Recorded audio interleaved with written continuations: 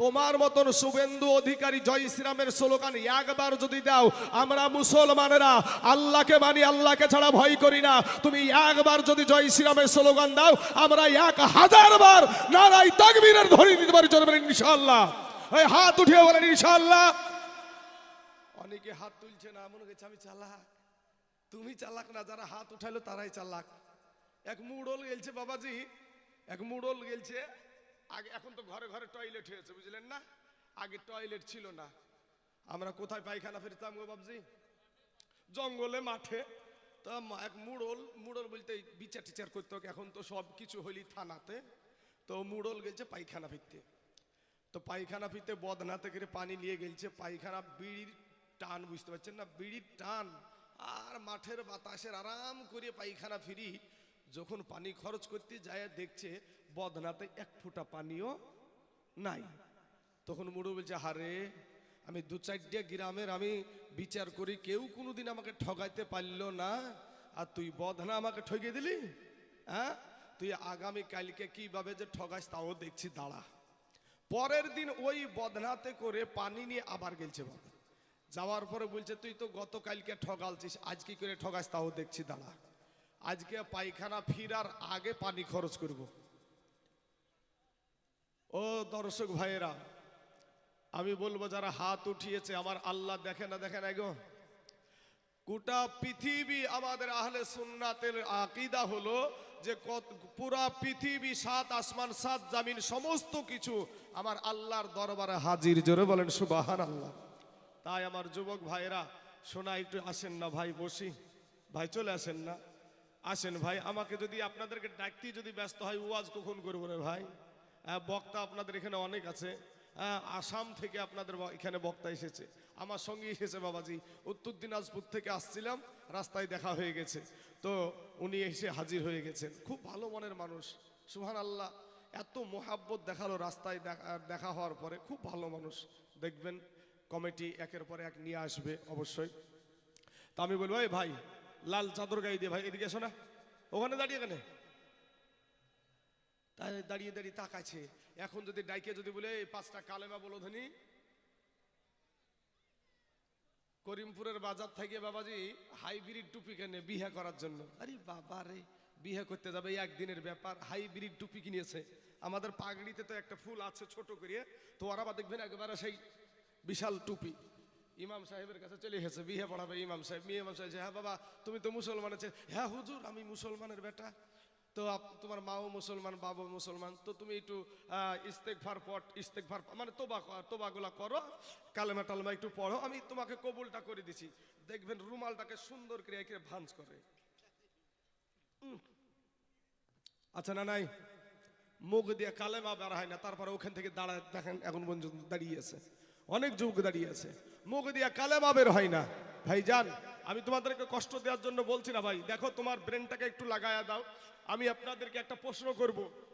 আলেম ওলামা অত বেয়াদব না যে প্রশ্ন আপনারা জানেন না, আপনাকে মানুষের কাছে বেইজ্জতি করার জন্য যে প্রশ্ন করবে, আলেমেরা এরকম বেয়াদব না, আলেমদের আদর্শ আছে। তো বলেন যে একটা 6 বছর 5 বছর বা 8 বছরের বাচ্চা আপনাদের কবরস্থানে আছে না নাই গো? এই কথা বলেন ভাইয়েরা, আছে না নাই? আমাদের মতন যুবক দাঁড়িয়ে আছে, যত যুবক বসে আছে, এই যুবক বয়সের ছেলে আপনাদের কবরস্থানে আছে না নাই? আমার আরজাল ভাইয়ের মতন সাদা দাড়ি, নাবিজির সুন্নাতি দাড়ি, এই সাদা দাড়িওয়ালা মানুষ আপনাদের কবরস্থানে আছে না নাই? আসার সিরিয়াল আছে, যাওয়ার কোনো সিরিয়াল নাই। আপনারা জানেন যে আমাদের মুর্শিদাবাদে বালির ঘাটে একটা বাস উল্টাল ছিল, মনে পড়ে? সবগুলা মনে হয় করিমপুরে না গো, এই বালির ঘাট। তো ওটা ইসলামপুর, আপনার আমাদের লাইনে ইসলামপুর পার হয়ে বালির ঘাটে একটা বাস গিয়ে পানির ভিতরে ঢুকে গিয়েছিল। তো ওখানে কি শুধু ওই যাত্রীগুলা মনে হয় সব বুড়িয়া মালি ছিল নাকি? হ্যাঁ, সব রকমের ছিল, শিশু ছিল, নারী ছিল, যুবক ছিল, যুবতী ছিল, বৃদ্ধ ছিল, সবাইকে নিয়ে চলে গেছে। আপনারা আর একটা ঘটনা শুনেছেন, আপনাদেরই বেশি এলাকা, আমার চাইতে অনেক, আমার থেকে দূর, আপনাদের কাছে এই আপনার জলঙ্গির নদীতে কুয়াশার ভিতরে একটা বাস ঢুকে গেছিল, মনে পড়ে? হ্যাঁ, আরে ভাই, তাহলে কার কখন মৌত হবে কেউ জানে না। তাই আমি আপনাদেরকে বলবো ভাই, কবি বলছেন যদিও আমার কাছে আগে থেকে কিছু কিছু বায়না করেছে কিছু কিছু গজলের, বুঝতে বললেন, তো সেই গজলটাকে শুরু করি যেটা আমাকে প্রথম বলেছে। ও তোর গহনা যৌবন ফুরায়া যাবে, যৌবনে লাগিবে ভাটি, ওই যে দেখো ডাকিতেছে ভাইরে কবরের মাটি, ওই যে দেখো ডাকিতেছে বাবগো কবরের মাটি, ও তোর গহনা যৌবন ফুরায়া যাবে, যৌবনে লাগিবে ভাটি, ওই যে দেখো ডাকিতেছে ভাই গো কবরের মাটি, ওই যে দেখো ডাকিতেছে যুবক রে কবরের মাটি, বাইরে সন্ধ্যার আগে যেদিন ডুবিবে বেলা,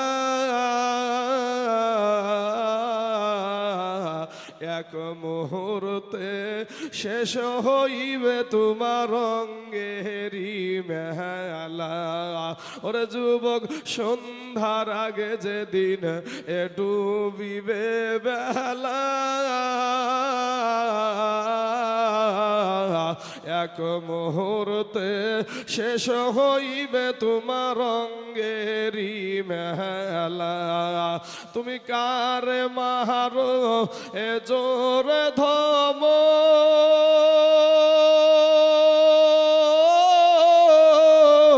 কার মাথায় ভাঙিবা লাঠি, যুবক কারে মারো জোরে ধমক, কার মাথায় ভাঙিবা লাঠি, ওই যে দেখো ডাকিতেছে ভাই গো কবরের মাটি, ওই যে দেখো ডাকিতেছে মাগো কবরের মাটি, ওরে ঘুইরা মর তুমি এই মায়ারি পিছে, এত আশা ভালোবাসা সবই যে মিছে, কোনদিন জানি আইসা পড়ে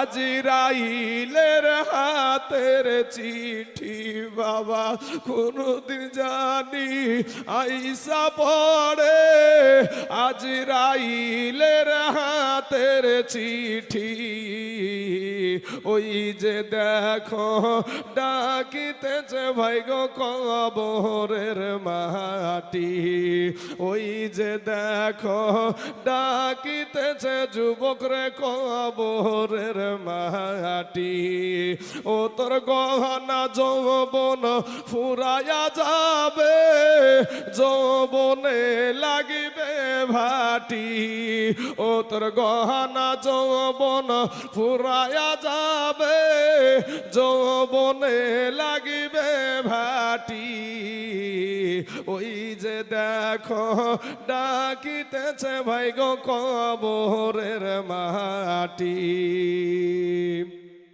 বাবাজি আমার সোনা মানিকেরা, কবর সব সময় ডাকছে, আজরাইল সব সময় ছুটছে, কখন জানি বাবা আপনাকে ধরে নেবে। আমার আপনাদের প্রধান বক্তাকে জিজ্ঞেস করবেন, আজকে রাতকার ঘটনা, রাত 4টার সময় ঘটনা, রাত্রি 4টার সময় ফারাক্কার ব্রিজের ওই পারে দুইজন ব্যক্তি বাবা, একজনের মাথার মগজ একদিকে, মাথা আলাদা হয়ে গেছে, আর একজনের এখান থেকে এটা পুরোটাই বিনিয়ে গেছে। আপনাদের প্রধান বক্তা যিনি আজকে ওয়াইস আল কুরআনি ভাই আমার এসেছে আসাম থেকে, ওই ভাই নিজে চোখে দেখেছে, পাশাপাশি আমিও দেখেছি। আসার সিরিয়াল আছে ভাই, যাওয়ার কোনো সিরিয়াল নাই। যুবক রে আমার আজকে বায়ান হবে কোরআন নিয়ে। কারণ হলো আমার যেই সন্তানটাকে পাগড়ি পরালো হাফিজ সাহেবেরা সকলেই মিলে মাথায় হাত দিয়ে পাগড়িটা পরালো। এই পাগড়ি পরা কি নাবিজির সুন্নাত, নাবিজির সুন্নাত। এই পাগড়িটা পরা হলো সুন্নাত। তো সুন্নাতি লেবাস তাকে আজ পরিয়ে দিল। ও যুবক ভাইয়েরা, এই কোরআনের কত যে শান, কত যে মর্যাদা আপনাদেরকে বলে বোঝাতে পারবো না। একটা গাইনিয়া ওয়াসিম সরকার কোরআনের ভুল ধরতে আসে, গান করা মাল ওয়াসিম সরকার, দেখলেন না কিছুদিন আগে? কোরআন হচ্ছে আটলান্টিক মহাসাগরের চাইতেও গভীর। কারণ আটলান্টিক মহাসাগরে নিচে সোনা, হীরা, মণিমুক্তা পাওয়া যায়, আমরা শুনেছি, জানি। তো এখন নিচে যেতে 10 মিনিট সময় লাগবে, আর ওপরে আসতেও 10 মিনিট লাগবে, তাহলে 20 মিনিট। এখন যদি ওই হীরামণি মুক্তা নেবার লোভে যদি আমার মতন তাইজুল ইসলাম বক্তা সাহেব যায় যদি লাখটাকে চেপে ধরে যদি ডুব দিই, বাঁচবো না মরবো গো? মরে যাব। তাহলে এই কোরআন তার চাইতো গভীর। তাহলে এই কোরআনকে ওর মতন গাইনিয়ে কি করে বাবাজি বুঝতে পারে? আল্লাহ পাক এদেরকে হেদায়াত দান করুক, সকলে বলেন আমিন। বাবাজি আমার সোনা মানিকেরা, আমার ভাই জানেরা গো, ওই যে 1985 সালে আপনার এই কলকাতার জমিনে, আপনার কলকাতার হাইকোর্টে যখন কোরআনের ওপরে মামলা করেছিল, জজ সাহেব বলেছিল, এ শীতল সিং শোনো,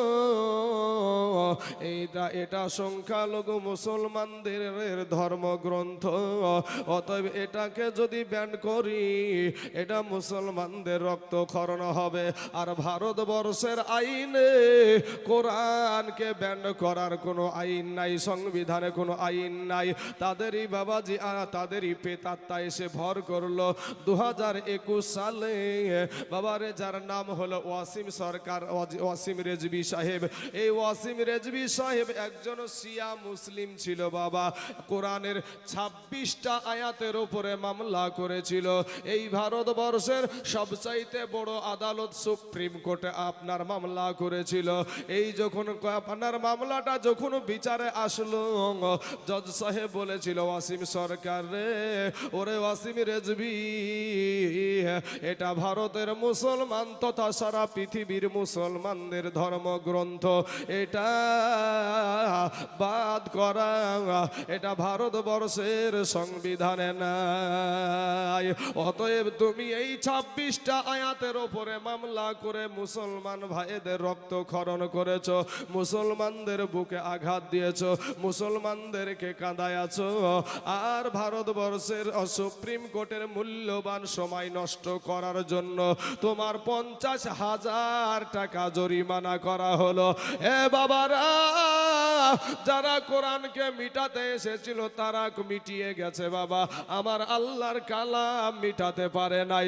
যতদিন আজ এই আল্লাহর গোলামেরা আছে গো, যতদিন পর্যন্ত এই আল্লাহর গোলামেরা আছে, ততদিন পর্যন্ত এই নরেন্দ্র মোদী, দামোদর দাস আর বাবাজি টাকলা যোগী আদিত্যনাথ আমাদের মসজিদ মাদ্রাসা বুলডুজার দিয়ে ভেঙে শেষ করতে পারবে না। জোরে বলেন ইনশাআল্লাহ। কারণ বাবাজি মুসলমানেরা বাবা এত দানশীল হয়, এত দানশীল হয়, পেটে যদি খাবার নাও থাকে তারপরেও মুসলমানেরা দান করে। ও বাবা গো, তারা ভাবে আমাদের এই সম্পদে দুনিয়াতে রেখে দিবে, আর মুসলমানেরা ওটা ভাবে না। মুসলমানেরা ভাবে আমি একদিকে সালাম ফিরালছি, নবী বলেছেন যে একদিকে সালাম ফিরায় আছো, অপর দিকে যে সালাম ফিরাতে পারবা এটার কোনো গ্যারেন্টি নাই, এটার কোনো গ্যারেন্টি নাই। ও বাবাজি আমার সোনা মানিকেরা, কারা কোরআনওয়ালা আছেন গো, কারা কোরআনকে ভালোবাসেন? এই কোরআনের কত বাবাজি শান, এই কোরআনের কত শক্তি। আপনাদেরকে একটা ঘটনা আমি তুলে ধরব। মালদ্বীপ বলে একটা জায়গা আছে রে বাবা, ওই মালদ্বীপে যদি কোনো নাগরিকত্ব নিতে হয় তাহলে আগে কালেমা পড়ে মুসলমান হতে হয়, তারপরে নাগরিকত্ব পাওয়া যায়। কিন্তু বাবা কেন এমন হলো, কি কারণে এমন আইন, বিষয়টা কি? একটা সময়তে বাবা ওই দেশে কোনো মুসলমান ছিল না, ওই দেশে কোনো কোরআনওয়ালা ছিল না, ওই দেশে কোনো নবীওয়ালা ছিল না বাবা, আল্লাহওয়ালা কেউ ছিল না। কিন্তু বাবা আরব সাগর পাড়ি দিয়ে বাবাজি নৌকা করে আল্লাহর বান্দারা কিছু মানুষ আসছিল বাবা রে, নবীকে ভালোবাসা মানুষ, আল্লাহওয়ালা মানুষ, কোরআনওয়ালা মানুষ। হঠাৎ মুহূর্তের মধ্যে নদীর মাঝে ঝড় উঠে যায়, নৌকার যত মানুষ ছিল সবাই ভেসে গেল, সবাই মারা গেল। কিন্তু একজন ব্যক্তি ওখানে বাবা আল্লাহ তাকে বাঁচিয়ে রাখলো, যার নাম হলো আবুল বারাকাত ইউসুফ বরবরী রহমতুল্লাহ আলাই। এ বাবারা সোনামানিকরা, ইবনে বতুতা রহমতুল্লাহ আলাই বাবা একে তার কিতাবে এভাবে লিখছে বাবাজি যে ওই ছেলেটা বাবারে একটা তরুণ যুবক ছেলে, আপনাদের এখানে যেই ছেলেটা পাগড়ি পেল বাবা দেখেন তার মুছ উঠে নাই, দাড়ি এখনো উঠে নাই, অথচ আল্লাহর কালামের হাফেজ। এ বাবারে আপনাদের দেশের সম্পদ এই মাদ্রাসা, আপনাদের দেশের ইজ্জত এই মাদ্রাসা। ও যুবকেরা, আমার ভাই জানেরা, ওই আপনার আবুল বারাকাত ইউসুফ বরবরী রহমতুল্লাহ আলাই একটা তক্তার ওপরে আপনার ভেসে ভেসে দুই হাত দিয়ে পানি টানতে টানতে টানতে টানতে একটা সমাতে একটা দ্বীপে এসে পৌঁছিয়ে গেল। পৌঁছিয়ে যাওয়ার পর এদিকে তাকাই ওদিকে তাকাই, কোনো মানুষ নাই, জন নাই। আবুল বারাকাত ইউসুফি বরবরী রহমতুল্লাহ আলাই চোখের পানি ছেড়ে দিয়ে আল্লাহকে বলে, আল্লাহ আমার সাথী সঙ্গী যা ছিল বাবা মা সবাই তো চলে গেল, আমাকে বাঁচিয়ে রাখলে আল্লাহ গো, আমাকে তো মাথা গোজার মতন ঠাই দিয়ে দাও। এ বাবারা সোনামানিক এদিকে যায় ওদিকে যায়, আল্লাহর ঘর মসজিদ খুঁজে বেড়ায়, একটা মসজিদ ওই দেশে নাই। ওই মালদ্বীপের জমিনে আবুল বারাকাত ইউসুফি বরবরী রহমতুল্লাহ আলাই ঘুরতে ঘুরতে বাবা দিন শেষ হয়ে গেল, রাত্রি হয়ে গেল, কারো সঙ্গে কোনো কথা বলতেও পারে না, চিনা নাই, পরিচয় নাই। একটা সময় দেখে বাবা আমার হিন্দু ভাইদের যে ব্রাহ্মণ থাকে, ওই ব্রাহ্মণ ঘন্টা বাজাতে বাজাতে আপনার মন্দিরে চলে যাচ্ছে। আবুল বারাকাত ইউসুফ বরবরী রহমতুল্লাহ আলাই ডাক দিয়ে বলে, দাদু গো, ও দাদু আপনি কে গো, একটু আমার সঙ্গে কথা বলেন। বলে, কে বাবা, তুমি এত ছোট মানুষ এখানে কি করছো?